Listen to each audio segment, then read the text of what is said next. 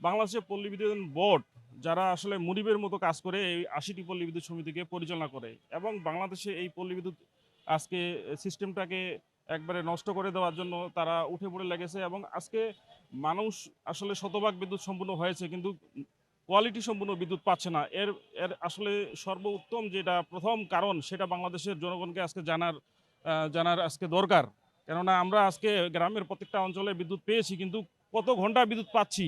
হ্যাঁ, লোডশেডিং হচ্ছে। আসলে লোডশেডিং হতে পারে। এটা সরকারের আসলে মানে বিদ্যুৎ সরবরাহের বিষয়। কিন্তু টেকনিক্যাল কারণে যে অনেক বিদ্যুৎ মানুষ আসলে মানসম্মত বিদ্যুৎ পাচ্ছে না, এটার কারণ কি? এটা জানতে হবে। হ্যাঁ?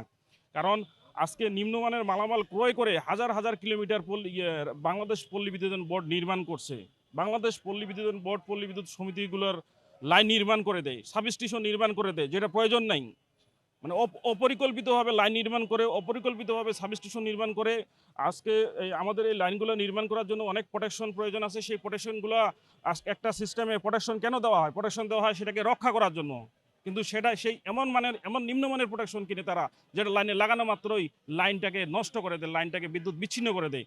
এই বাংলাদেশের মানুষ এই যে এটার জন্য যে ক্ষতিগ্রস্ত হচ্ছে, এটার জন্য যে অসুবিধাচারণ করতেছে, আরে আমরা যে বাংলাদেশের একদম প্রত্যন্ত অঞ্চলে মানুষের যে বিদ্যুৎ সরবরাহ করে থাকি, এটা আমাদেরকে দায়ী করা হয়। অ্যাকচুয়ালি আমরা দায়ী না। এটা যারা মালামাল কিনছে, এই বাংলাদেশে নিম্নমানের মালামাল কিনছে, তাদেরকে এটা মানে দেখার জন্য আজকে দেশের যে সরকার গঠন করা হয়েছে, আমরা মাননীয় প্রধান উপদেষ্টার নিকট দৃষ্টি আকর্ষণ করছি এই বিষয়গুলো দেখার জন্য। আমরা ২ দফা দাবি আরবিকে আমরা জানিয়েছি।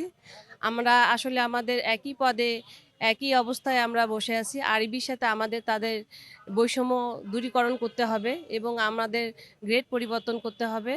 তার পাশাপাশি তারা যে সরকারি পে স্কেল ঘোষণা করা হয় সেটা তারা সঠিক সময় গ্রহণ করে। কিন্তু আমাদের সাথে তারা বিমাতা সুলভ আচরণ করে, যেই সুবিধাগুলো আমরা পাই না। আমরা সকল সুবিধা থেকে বঞ্চিত। সেই কারণেই আমাদের এই দাবি দেওয়াগুলো, যে আমাদের সঠিক নিয়মে আমরা যেই পর্যায়ে আমরা চাকরিতে দীর্ঘদিন হয়ে গেছে কিন্তু আমাদের কোনো পদের পরিবর্তন হয়নি। আমাদের এই পদের পরিবর্তনটা আমরা চাচ্ছি এবং সকল কাঠামোর দিক থেকে আমরা অভিন্ন সার্ভিস কোড চাই। এটাই হচ্ছে আমাদের মূল বক্তব্য।